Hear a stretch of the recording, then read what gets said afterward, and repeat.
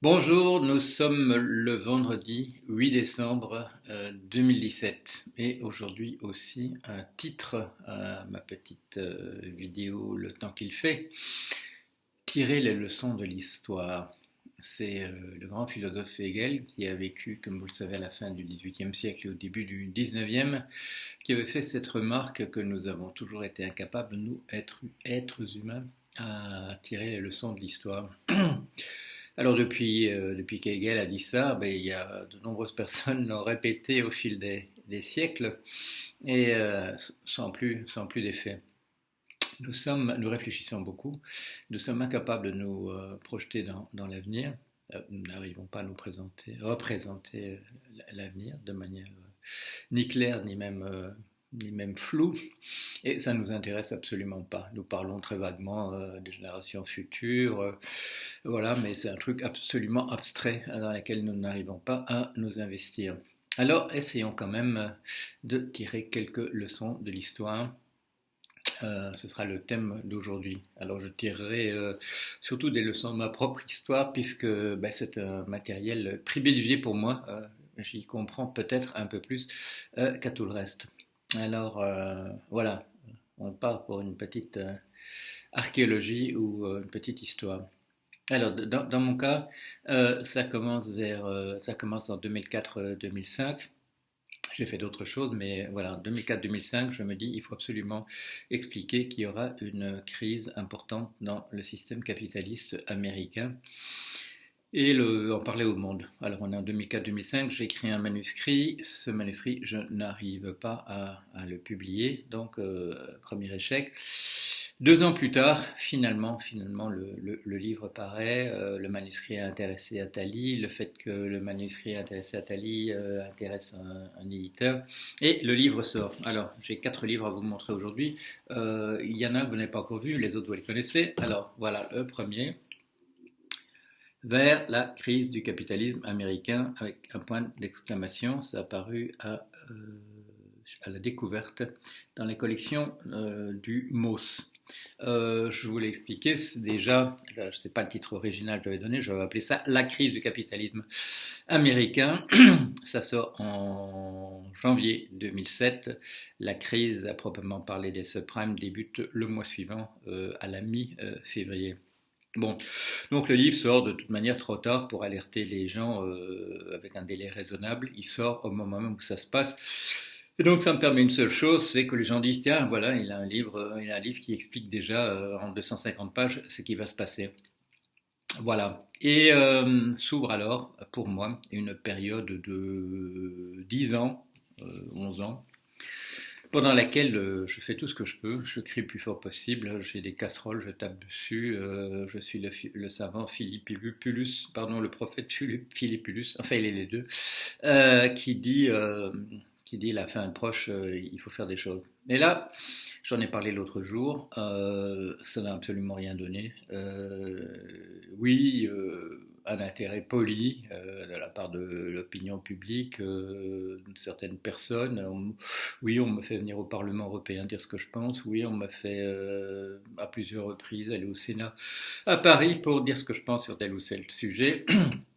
Mais est-ce que ça a un impact sur la manière dont les choses évoluent? Oui, on me fait, voilà, pardon, excusez-moi, on me fait participer à une commission de 8 experts sur l'avenir du secteur financier belge qui dépose des conclusions que je ne sais pas si quelqu'un les a un jour lues. Enfin bon, oui, voilà, intérêt poli. Et ça débouche sur quoi? Deuxième livre, celui-là je vous l'ai déjà montré aussi.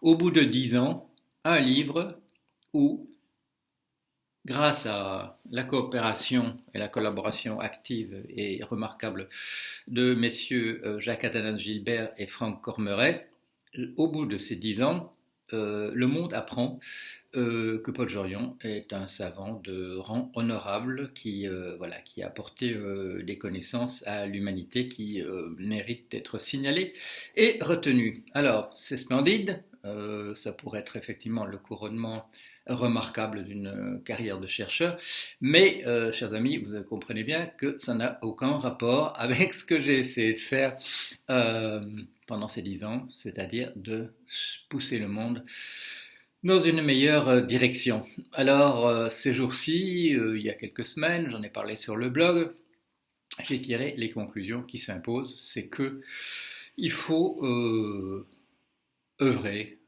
continuer à œuvrer dans le sens de ce qu'il faudrait faire, mais qu'il faut peut-être changer son fusil d'épaule, ou alors laisser voilà, mes alertes continuer à diffuser, à percoler à leur rythme dans l'opinion publique, en espérant qu'un jour il se passera quelque chose. Malheureusement là, je crois que du point de vue des chronologies, de la vitesse à laquelle les choses devraient se passer, c'est pas suffisant. Alors, comme je vous l'ai déjà expliqué, qu'est-ce qu'on peut faire? Eh bien, on peut faire deux choses. La première, c'est de se dire, et ça, de tirer les conséquences de ce que les savants, climatologues et autres vous disent, euh, arrêter la technique, dire il faut plus en faire, c'est pas ça qu'il faut faire si on veut sauver l'espèce. Si on veut se draper dans sa dignité et s'élever au plus haut niveau moral, probablement c'est ça qu'il faut faire. Mais si on veut sauver l'espèce, là, il n'y a plus qu'une seule possibilité, c'est la fuite en avant. Comme le disait M. Macpherson, grand collapsologue auquel je me réfère souvent, si on arrête maintenant tout du jour au lendemain, on ne produira pas assez d'aérosols et on va encore précipiter le problème parce que ça va encore chauffer encore plus rapidement. Donc la seule chose qu'on peut faire, c'est essayer de modifier les choses. Et là, je vous ai déjà montré ce livre que je lis en ce moment. Voilà, celui-là, vous l'avez déjà vu. Deep Learning, voilà, c'est là à la pointe de ce qu'on peut essayer de faire, puisque nous avons fait la preuve qu'on n'était pas assez intelligents, mais nous pouvons produire des machines qui sont plus intelligentes que nous et qui vont très très vite. On me montrait hier un article qui montrait que, voilà, que nous avons déjà produit des machines intelligentes qui nous battent à plat de couture dans la résolution de tous les problèmes, et que maintenant nous arrivons à produire des machines qui battent à plat de couture ces machines qui nous ont déjà mis absolument KO, ce qui fait que le moment n'est pas très éloigné où la singularité aura lieu, c'est-à-dire que nous ne comprendrons plus du tout ce que font ces machines voilà, qui nous auront laissés sur place. Mais quand même, on peut leur donner quelques directives, parce que c'est encore nous qui écrivons la programmation, n'est-ce pas? Donc c'est pas tout à fait perdu. On pourrait leur dire d'essayer de résoudre nos problèmes. Voilà, et à mon sens, c'est ça qu'il faut faire. Alors, c'est pour ça que j'investis une partie de mon temps à lire des gros livres comme ça et à poser ma candidature à des endroits où je pourrais reprendre ma recherche en intelligence artificielle. Mais, et c'est ça, ça va être ça ma conclusion. Quatrième livre, celui que vous n'avez pas encore vu, que vous n'avez pas encore vu. Voilà, The Knowledge, How to c'est difficile à lire pour moi parce que c'est dans le sein. How to rebuild our world from scratch. Comment reconstruire notre monde à partir de zéro. Un livre de 2014, un livre écrit par un très grand, voilà, j'emploie le mot savant tout à l'heure, un très grand savant, quelqu'un qui nous explique que quand tout aura, que quand nous, voilà, quand il restera que quelques petites poches d'êtres humains, il est possible de reconstruire, de rebâtir l'indispensable, pour s'abriter, pour pas avoir froid, d'avoir à manger, de boire de l'eau propre, etc. C'est un livre survivaliste, pour employer le mot. C'est un livre qu'il faudrait enseigner, comme le dit monsieur, je ne sais plus si monsieur Martin Rees qui dit ça à l'arrière. Enfin bon, un grand savant nous dit un livre à donner à tous les enfants des écoles. Comme je dis pour le mien à l'argent mode d'emploi, il faut que les enfants comprennent comment notre monde fonctionne. La question n'est pas simplement de le reconstruire s'il a été complètement cassé, elle est aussi de comprendre pendant le temps qui nous reste comment ça fonctionne. Et voilà, parce qu'on apprend des choses. On apprend par exemple que là, il ne faudra pas compter sur son smartphone très plus qu'une semaine ou deux, ou sur l'Internet quelques jours, parce que ça a besoin d'électricité, ça va être difficile à garder.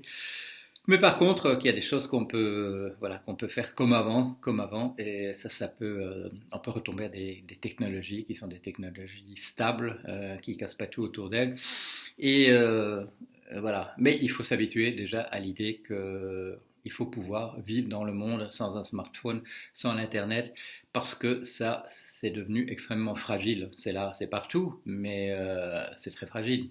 Il suffit d'un petit accident comme une météorite de 10 km de long, et qui nous rencontre dans l'atmosphère pour que ce soit plus possible. Ou même des accidents, comme tout à coup une éruption solaire d'une puissance un peu inhabituelle. Voilà, il faut que nous habituions à l'idée de vivre dans un monde où les trucs les plus perfectionnés ne seront peut-être plus là. Comment désinfecter de l'eau qu'on retrouve, qu'est-ce qu'on peut manger, qu'est-ce qu'on ne peut pas manger, si on veut reconstruire un abri, comment il faut le faire et pas autrement, et ainsi de suite. Quelles sont les différentes sortes de plastique et celles dont on peut encore faire quelque chose et celles dont il faut les mettre à la poubelle parce que ça sert à rien, et ainsi de suite. Des connaissances extrêmement utiles. Lisez donc ce livre de The Knowledge, et je vous rappelle son auteur, c'est Monsieur Lewis Dartnell. Si vous ne comprenez pas l'anglais, eh bien, chers amis, illustration de mon troisième point, trouvez le texte, mettez-le dans DeepL, le programme de la compagnie Lingui devenu DeepL, qui utilise des réseaux neuronaux artificiels pour traduire mieux que vous et moi pouvons le faire. Utilisons la technologie tant qu'elle est là. Voilà, un petit panorama de l'histoire de l'humanité, avec quelques exemples personnels, parce que ça me permet d'illustrer ce que je dis, pour que ça ne reste pas des grands principes qui planent dans l'atmosphère, mais des choses dont on voit que ça se passe vraiment. Je ne sais pas de quoi on parle la semaine prochaine, si on est toujours là. En tout cas, passez une excellente semaine.